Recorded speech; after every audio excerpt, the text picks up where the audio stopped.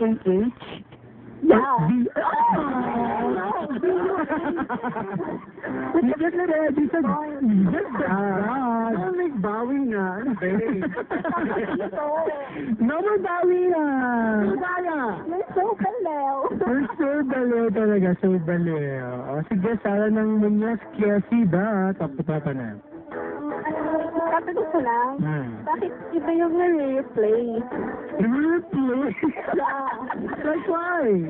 Yesterday, what happened? Bakit iba yung replay sa gabi? Kasi nagkaroon na kami ng problema last night kasi replay namin. Pero ito sure na to, mamaya mauulit ito. Oo. So hi ka sa mga nakikinig namin madaling araw, go. Yeah. And Papa Bodji, Opo ate. pwede po mag-request sa'yo? Anong song? Pwede kanta ka? Ay, mamaya yata. Huwag kayo mag-alala.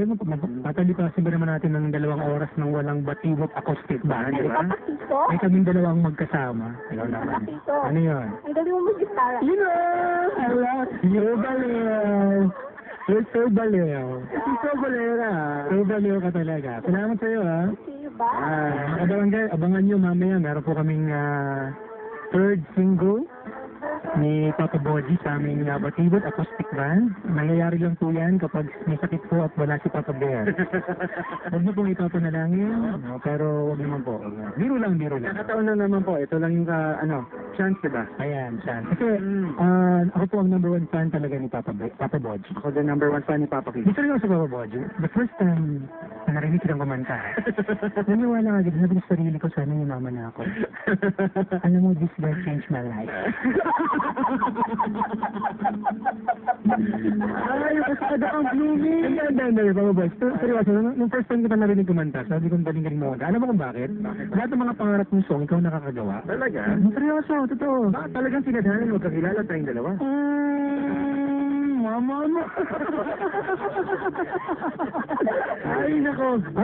Seryoso. I envy you when it comes to singing. Pero envy as a positive naman yung envy. Hindi naman dahil tatanggalin ko yung alang-alam mo. Hindi ka lipad mo sa'yo, di ba? Hindi. Galing sa super idol. Salamat po sa inyo. Alam mo, dapat hindi lang itong, pupuntahan mo. Oo. Malaking singing. Talaga? I know. Salamat, Papa Kito. I know. Huwag ka magalala, Papa Bodji.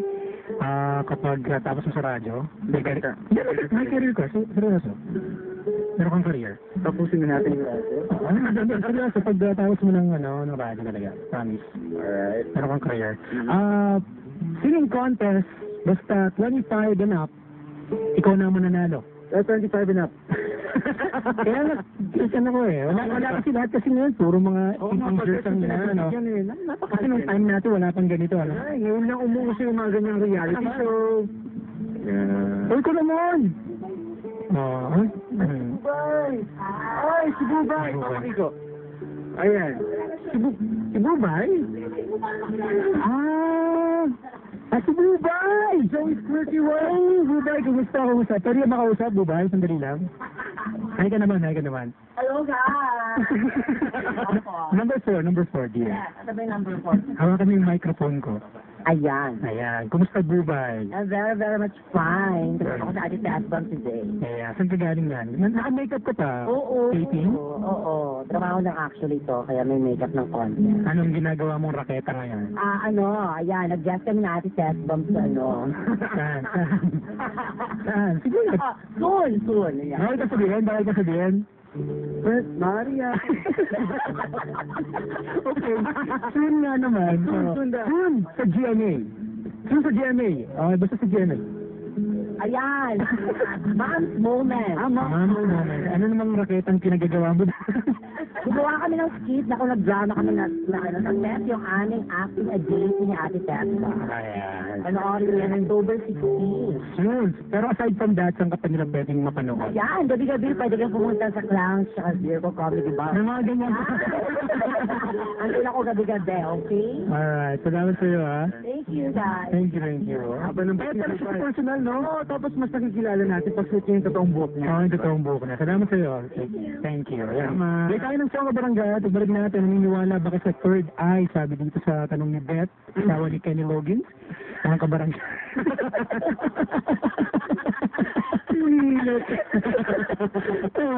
Play tayo ng song, babalik tayo with more of Talk to Papa Boji and Papa Kiko, Barangay LS 97.1. Ayos yun.